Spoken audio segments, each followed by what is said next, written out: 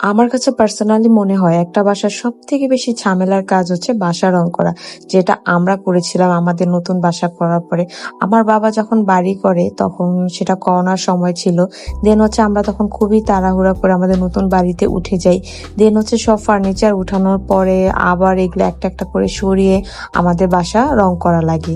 তো সেটা হচ্ছে আমরা অনেক আগেই করেছিলাম। দেন এখন নতুন করে আবার সেই রংগুলো একটু আমরা রিপেয়ার করে নিই। কারণ যেহেতু অনেকদিন হয়েছে আমরা বাড়ি করেছি আর হচ্ছে রং করা হয়েছে, কিছু কিছু জায়গা হচ্ছে একটু ওয়াল ড্যাম হয়ে গিয়েছিল। দেন হচ্ছে জানালার গ্রিল গুলো একটু নষ্ট হয়ে যাচ্ছিল। তো আব্বু হচ্ছে ভাবতেছিল যে অনেকদিন ধরে যে এগুলো নতুন করে আবার রং করবে।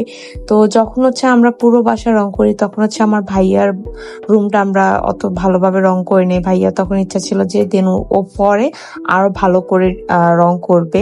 আর ওর রুমে আরো কিছু কাজ বাকি ছিল, যেমন এই যে এই ওয়াল আলমিরাটা হচ্ছে ও বাসায় কাস্টমাইজ করে বানাইছে, বাট তখন হচ্ছে বার্নিশ করাটা একটু বাকি ছিল। মানে টুকিটাকি অনেক কাজ বাসায় পড়েছিল, সেগুলো হচ্ছে আব্বু আসলে টাইম মিলাতে পারছিল না যে এগুলো করাবে। আর আব্বু না থাকলে না এগুলো করা পসিবল হয় না, কারণ আব্বু এই জিনিসগুলো খুব ভালো বুঝে। তো এখানে হচ্ছে আমার এই যে রুমের যেই দরজাটা সেটা হচ্ছে বার্নিশ করছিল। দেন হচ্ছে আমার রুমে আরো কিছু কিছু জিনিস বাকি ছিল। এই যে ডিজাইন গুলো এগুলো কিন্তু আমাদের আগেই করানো, কিন্তু এই যে আমার এই জানালার গ্রিল গুলো একটু নষ্ট হয়ে যাচ্ছিল। দেন হচ্ছে আব্বু এগুলোই হচ্ছে মিস্ত্রি দিয়ে ঠিক করা ছিল। তারপরে এখানে আব্বু কিছু কাজ করতেছিল, মানে আমরা সবাই মিলে কাজ করতেছিলাম যাতে কাজটা খুব দ্রুত শেষ হয়ে যায়। কারণ যেহেতু বাবু ছিল, বাবুকে রেখে আসলে মানে বাসা রং করাটা একটু টাফ হয়ে যাচ্ছিল। কারণ একদম আমাদের যে তিনটা বেডই হচ্ছে এলোমেলো ছিল একদম, মানে বাবুকে যে কোন রুমে রাখবো একটু প্রবলেম হয়ে যাচ্ছিল। আর এটা হচ্ছে ভাইয়ার রুম, এখানে হচ্ছে রং করছিল। ওর রুমে হচ্ছে অ্যাপেল হোয়াইট, যেটা লাক্সারি রং, ওইটা করাচ্ছিল। এই রংটা আমার কাছে বেশ ভালো লাগছে। তো ফার্স্টে ভাবলাম যে আমার রুমে আমি পুরোটা রং চেঞ্জ করে আবার এই কালারটা করব, বাট এটা অনেক বেশি ঝামেলার হয়ে যেত, কারণ আমার সব রুমের ফার্নিচার বের করা লাগতো, তারপর হচ্ছে রং করা লাগতো। তো আমি ভাবলাম যে এখন আর নাই করি, পরে একটু বাবু বড় হোক তারপর হচ্ছে করব। তো তারপর হচ্ছে এখানে নতুন ফ্যান লাগায়, কারণ আগের ফ্যান গুলো না নষ্ট হয়ে যায়।